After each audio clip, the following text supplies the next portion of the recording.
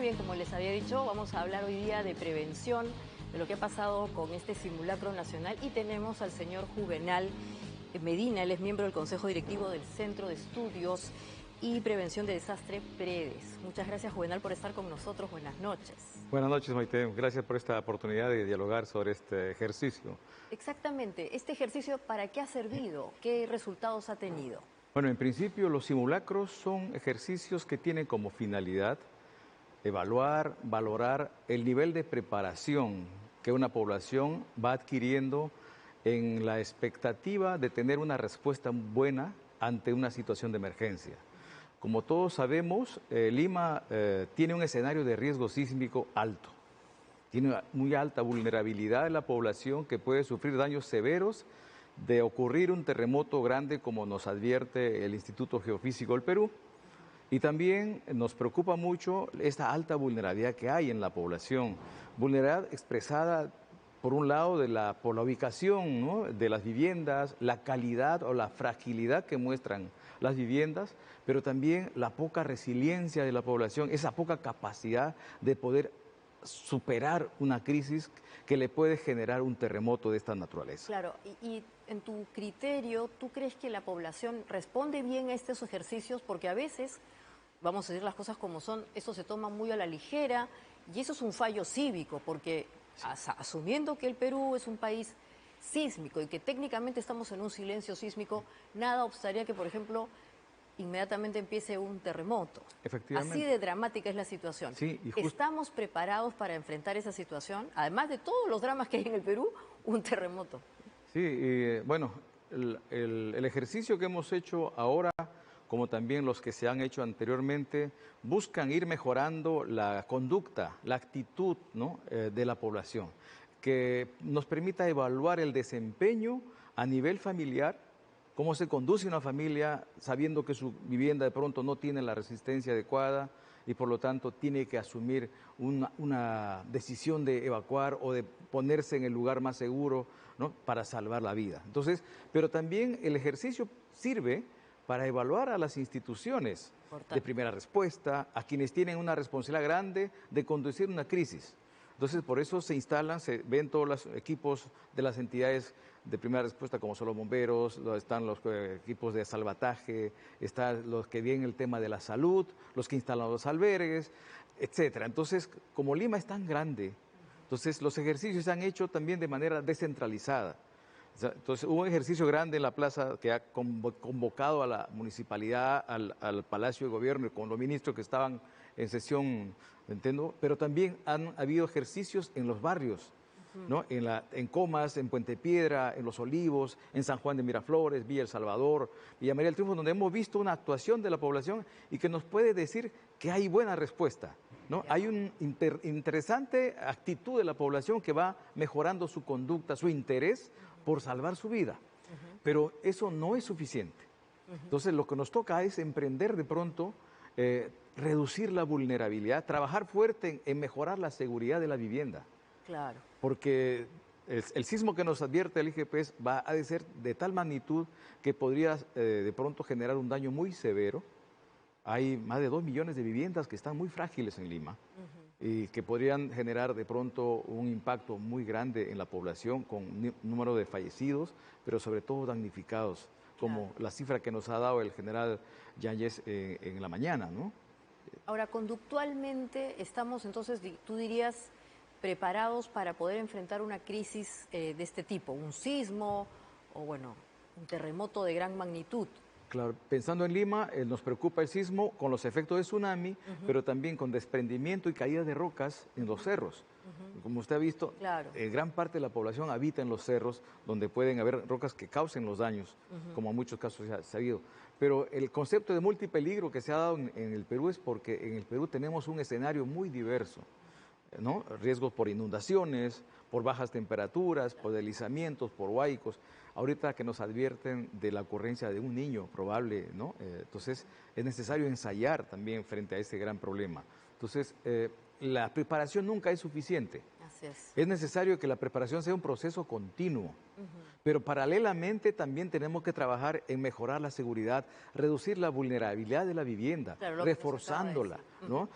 Y hay pero un plan, y hay un plan, por ejemplo, ha mencionado que hay instituciones que tendrían que liderar una situación tal.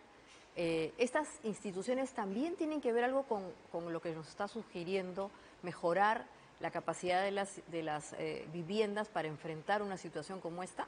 por supuesto, en el Perú tenemos un sistema nacional de gestión del riesgo de desastres que articula a más de 2.000 entidades, entre públicos del nivel nacional, regional y local, como también al actor privado, a las universidades, colegios profesionales, las organizaciones no gubernamentales, como PREDES, por ejemplo. Entonces, tenemos que trabajar todos juntos. Entonces, existe, de alguna manera, el interés de poder trabajar en base a un plan. Sí, hay un plan de contingencia para Lima que de alguna manera da pautas de cómo debemos actuar para manejar una crisis. Pero yo sigo insistiendo de que por más buena respuesta que demos, el nivel de vulnerabilidad es tan alto que vamos a tener saldos negativos. Seguramente. Hoy, además, por coincidencia, señor Juvenal, se celebran 53 años de un sismo que también marcó un antes y un después en el Perú, el sismo de Ancash, ¿no? Efectivamente. En los años 70. ¿Qué aprendimos de esa experiencia tan dolorosa? Casi una población desaparece, pero seguramente, además de esa situación que fue muy dolorosa para los directamente implicados, al país, ¿qué le dejó como lección? ¿Podríamos decir que aprendimos algo de ese tiempo? Hay aprendizajes que han ido, digamos, materializándose en el tiempo. Un aprendizaje está relacionado con la institucionalidad, ¿no?, del país, ¿no? En ese momento no existía No un existía sistema. una institución que permita, digamos, abordar el problema, que de ahí se constituye el sistema de defensa civil, Claro. pero luego hasta el 2011. En el 2011 nace un nuevo sistema, el Sistema Nacional de Gestión del Riesgo, en el marco del cual estamos trabajando, que ya cambia un poco la lógica de ya no trabajar sobre el desastre, sino trabajar sobre la gestión del riesgo, es decir, esa condición previa al desastre, que es mejor intervenir antes de que ocurra para evitar esas pérdidas grandes, evitar los daños o en el mejor de los casos, reducirlo. Claro. ¿No? Entonces, hay este sistema y estamos enmarcados para trabajar en varios frentes. Una mirada prospectiva de la gestión del riesgo nos invita a planificar bien el crecimiento de las ciudades, algo que nos hace falta en el Perú. La otra mirada correctiva está más, digamos, referida a trabajar corrigiendo el riesgo que ya tenemos, la vulnerabilidad de la vivienda, los sistemas, ¿no? Todo lo que está ocurriendo en nuestro entorno que vemos que no representa seguridad, hay que corregirla. Pero otro frente reactivo tiene que ver con prepararnos para las crisis como el ejercicio de hoy, pero hay que sacar lecciones, como bien ha señalado. No basta hacer el ejercicio y ahí quedó, sino hay que ver en qué fallamos, cuánto hemos avanzado en prepararnos, pero cuánto nos falta aún prepararnos, porque la preparación debe continuar hasta el momento en que llega el evento que nos pueda tocar. Exacto. El Perú, igual que el Japón, están vinculados a una cuenca que es la del Pacífico y tienen las mismas condiciones sísmicas. El Japón, además, es un país que pasa con cierta frecuencia, igual que el Perú, por estos sismos, lo que nosotros llamamos los temblorcitos, ¿no? Los temblores, que en el Perú ya sabemos que son en octubre por alguna coincidencia. Y evidentemente en Japón también han habido tsunamis y evidentemente terremotos que lamentablemente han devastado a muchas ciudades en Japón, pero que en el Perú todavía no tenemos. En Japón, además, conductualmente la población sabe que va a pasar esa situación y es como que están programados para actuar. Aparece una alarma, les manda un mensaje por el celular y la gente inmediatamente sabe qué hacer. Se va por aquí, habla con se guarece en un sitio u otro. ¿Es exagerado decir que en el Perú tendríamos que pensar como que estamos en el Japón? O sea, tendríamos que llegar a concientizarnos a un punto tal que tendríamos que estar preparados y paso por paso saber cómo actuar, ¿o no? Sí, es un referente muy importante la cultura que tiene la población japonesa para que de alguna manera encaminemos nuestro esfuerzo para lograr ese nivel de conciencia, ¿no? Ese nivel de responsabilidad por nuestra propia vida, ¿no? Valorar que estos eventos van a seguir ocurriendo porque forman parte de la dinámica natural del territorio. Entonces no podemos cerrar los ojos. Más bien, el primer golpe que hemos recibido debe servir para sacar lecciones y ya no volver a caer en lo mismo. Pero lamentablemente los hechos nos dicen que hemos pasado varios sismos y seguimos siendo golpeados de la misma o mayor manera. Con el niño igualmente. El fenómeno del niño nos ha golpeado como 4 veces en las últimas décadas, ¿no? Lo último ha sido el Yaku.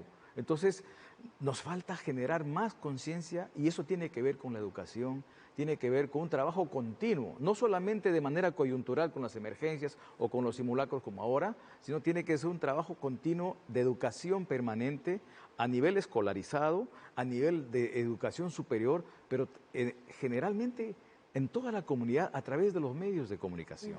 Ahí tienen un rol tremendo los medios de comunicación para orientar e inculcar esa actitud proactiva en la población y no esperar que ocurra el evento para recién preocuparse.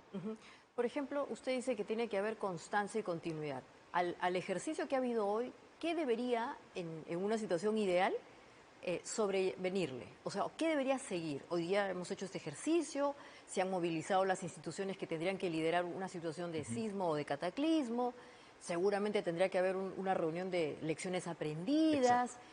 Pero la comunidad, ¿cómo se involucra en esto? Porque parece que solamente la responsabilidad está en esas instituciones y entonces la gente común otra vez, cada uno de nosotros, vuelve a su vida cotidiana.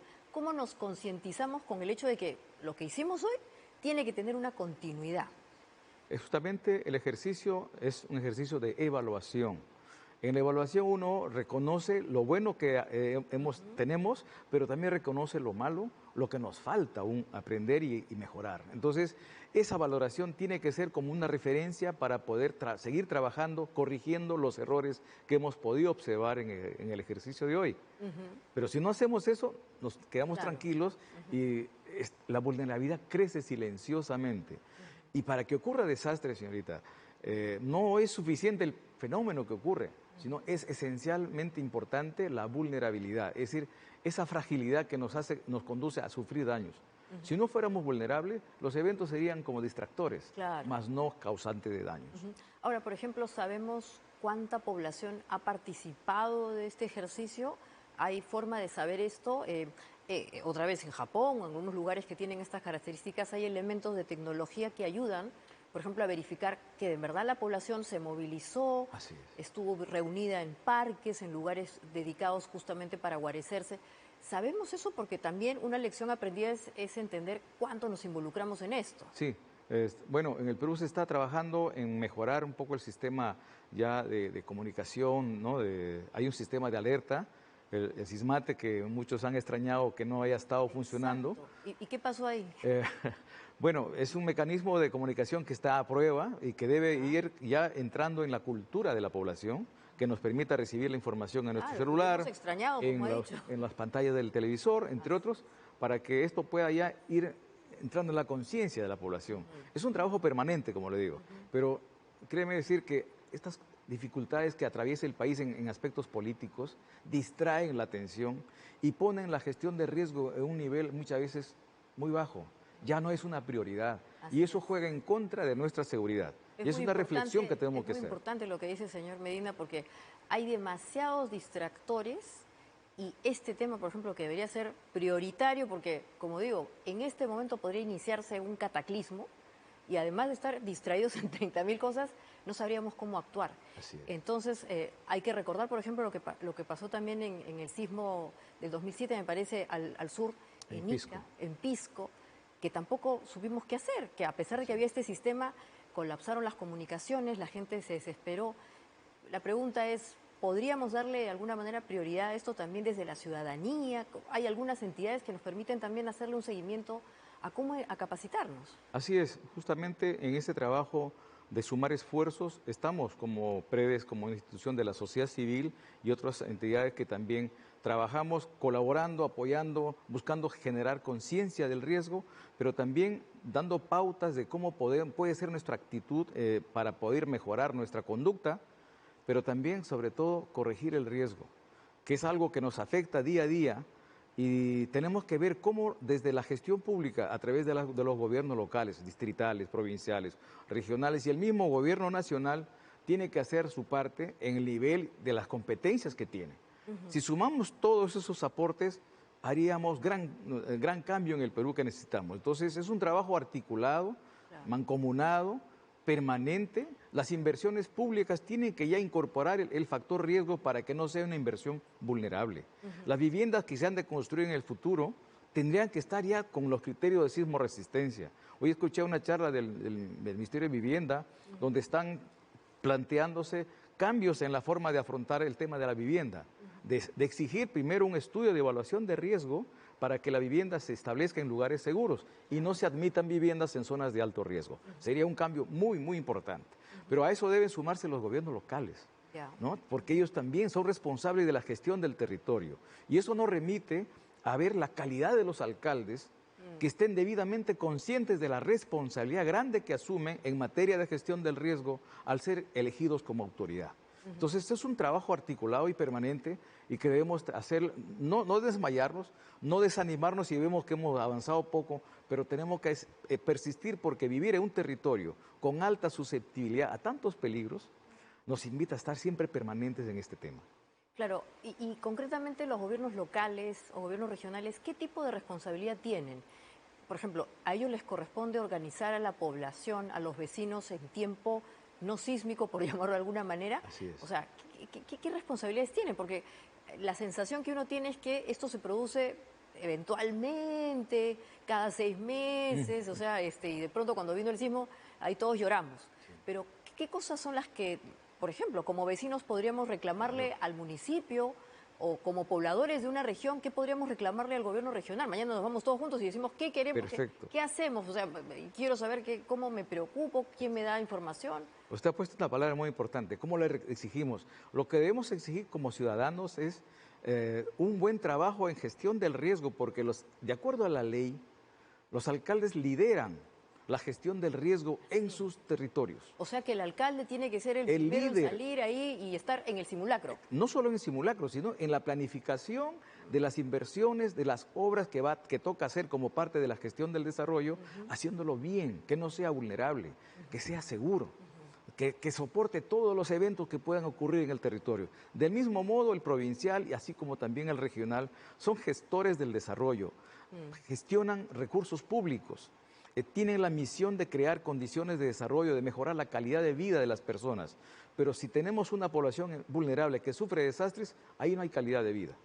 Entonces tenemos que incorporar la gestión del riesgo en cada gobierno local para que crezcamos de manera segura. Y si tenemos un riesgo ya evidente, trabajar en la corrección del riesgo, en la reducción del riesgo y participar también en los preparativos para las emergencias que nos toca afrontar. Entonces, no solamente los alcaldes tienen que preocuparse por los simulacros, sino tienen que trabajar de manera continua para mejorar la seguridad de su distrito, de su provincia o su región, ¿no? Según sea la autoridad. Ahora, PREDES, que es un centro de estudios, es un centro de prevención, ¿ha sugerido, por ejemplo, qué tipo de inversiones se tienen que hacer en el corto plazo, en el mediano plazo, en el largo plazo, ya que seguramente nos están viendo algunos líderes del sistema local que son los alcaldes? Así es, justamente el trabajo que hacemos en esos proyectos que estamos ejecutando con alcaldes, no con los distritos de Comas, Puente Piedra, digamos, en Los Olivos, pero también en Lima Sur, en Villa El Salvador, Villa María del Triunfo de San Juan de Miraflores, con la Mancomunidad Lima Norte, estamos tratando de que ellos puedan ir, digamos, adquiriendo esa destreza, esa habilidad, esa capacidad de poder conducirse bien en gestión del riesgo. Es un acompañamiento que se le hace gracias al apoyo que recibimos también de la cooperación internacional, en este caso USAID, BHA nos apoya para tener este proyecto de un trabajo con la comunidad, con los barrios vulnerables, pero acompañándolo también a los gobiernos locales que tienen esa responsabilidad. No es reemplazarlos a ellos, sino más bien con ellos trabajando para que vayan de alguna manera involucrándose cada vez más, porque no hay esta labor permanente de los alcaldes. Y, claro. No hay esa concepción de que es parte de sus funciones. Entonces, el ideario, el imaginario de un alcalde es gestionar recursos, ¿no? Hacer gestiones ante el ministerio, pero no ver el desarrollo de manera permanente con su barrio. Entonces, la labor que hace PREDES es, trabajando con las comunidades, es facilitarles los estudios que son necesarios para planificar, ayudar. Eso en el mediano y largo plazo. Sí. En el corto plazo, ¿qué En el corto plazo, la preparación de la población para que en darse una emergencia ellos estén debidamente organizados y preparados para salir airosos en una crisis. Pero también lo que buscamos es que estén con todas las herramientas de gestión, como la ley exige. Por ejemplo. ¿No? Tienen que tener primero el conocimiento del riesgo, sus escenarios de riesgo, sobre eso tienen que hacer sus planes de prevención, reducción del riesgo, planes de contingencia, tener sus brigadas organizadas y debidamente entrenadas para poder actuar coherentemente ante la demanda de una emergencia. ¿Y eso existe? Sí, O sea, ya hay, o sea, al menos en los distritos donde municipios estamos trabajando, ya. se han organizado y están trabajando, y hoy hemos podido apreciar con mucha, digamos, satisfacción el desempeño que tienen. Y nos gustaría que eso se replique en todos los distritos que tenemos en el Perú, digo, en la ciudad de Lima y en el resto del país, porque todas nuestras ciudades son vulnerables. Claro que sí. Y necesitamos un ¿PREDES trabajo de todos. ha definido con qué distritos trabajar o como dice, con los distritos que estamos trabajando? Bueno, ¿Han priorizado? ¿Hay un tema de PREDES tiene, colaboración? sí, PREDES tiene trabajos de manera, en los 40 años que venimos ya desarrollando actividades en este campo de la gestión de riesgo, hemos cubierto varias regiones del Perú, diré casi en todo el Perú. Pero actualmente estamos trabajando en Cusco, con comunidades altoandinas, trabajando en Arequipa también, porque ahí tenemos población expuesta a peligro volcánico, peligro sísmico y también de torrenteras. Y actualmente, digamos, en estos distritos de la Mancomunidad de Lima Norte, como también en Lima Sur, pero coordinando con el sistema, con INDECI, con el CENEPRED, con la Municipal y Metropolitana de Lima, porque el trabajo tiene que ser articulado, tiene que ser de manera conjunta. La tarea se hace más fácil cuando trabajamos todos juntos. Así es, exactamente. Bueno, muchísimas gracias, señor Juvenal Medina. Le quiero agradecer muchísimo. Hoy día ha sido un día importante. En verdad, estos espacios, como justamente ha dicho, vinculados a la comunicación pública, este es el canal público, el canal de todos los peruanos, tiene que también priorizar este tipo de situaciones y que no sean solamente flor de un día, cuando nos acordamos del simulacro, o cuando lamentablemente ya vino el cataclismo y ahí entonces todos nos echamos a llorar, ¿no? Me hace recordar una frase que le escuché al embajador de Japón hoy día. Sí. Dice que los desastres ocurren cuando nos olvidamos de ellos. Así es, exactamente. Esto es casi como las familias y bueno, con las personas que ya no están con nosotros. Tenemos que tenerlos presentes y yo diría, ojalá, que tengamos la capacidad de ponernos en el caso de que vivimos en un lugar como Japón, que es más o menos la realidad, ¿no es cierto? O sea, el hecho de que no tengamos terremotos no quiere decir que no tengamos sismos. Tenemos. Digo, compartimos los mismos peligros. Claro, entonces deberíamos estar de alguna manera ya preparados conscientemente para obviamente enfrentar esta situación y hay que darle la priorización del caso. Exacto. Muchas gracias y será pues hasta otra ocasión, ojalá que para cosas positivas. A usted y gracias por esta oportunidad. La tarea continúa y gracias por el espacio para comunicarnos con el público, con la audiencia que tiene RTP. Justamente, para eso es este espacio.